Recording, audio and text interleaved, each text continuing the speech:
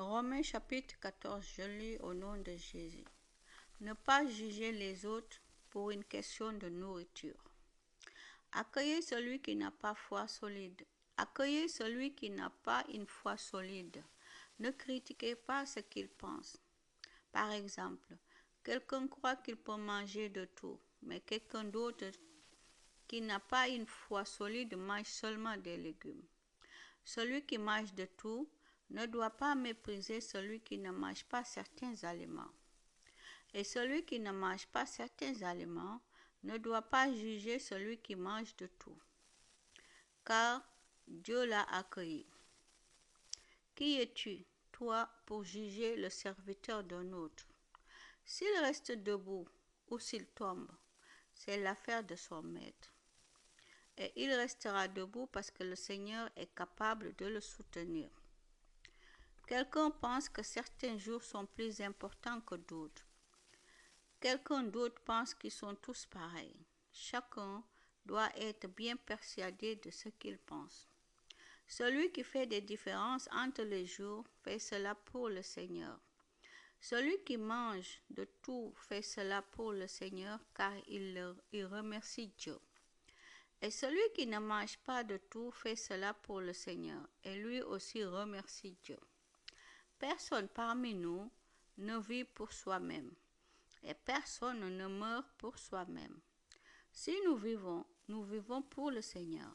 Si nous mourrons pour le Seigneur.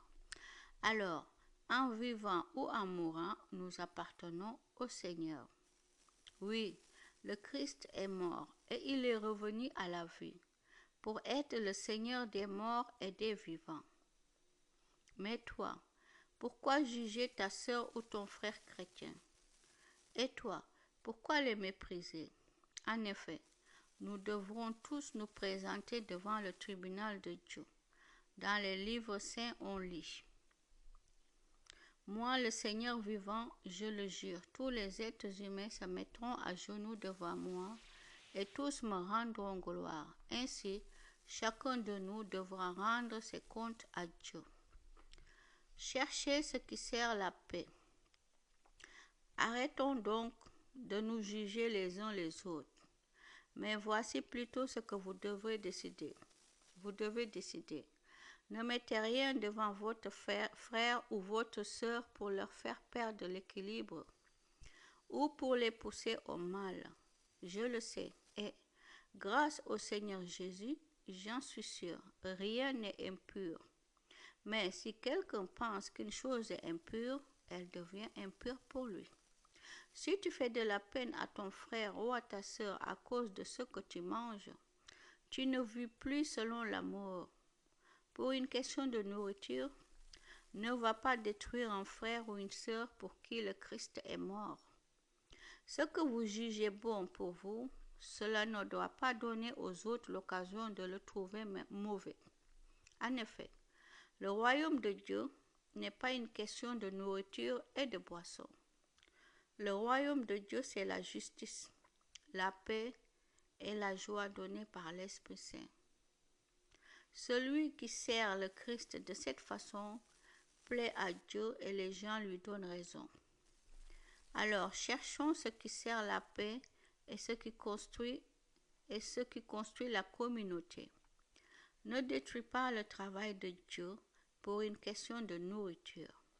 C'est vrai, tous les aliments sont purs, mais manger quelque chose qui pousse les autres au mal, ce n'est pas bien. Ce qui est bien, c'est, par exemple, de ne pas manger de viande, de ne pas boire de vin, en un mot, de ne rien prendre qui peut faire tomber dans le péché ton frère ou ta sœur. Ce que tu crois sur cette question, garde-le pour toi devant Dieu.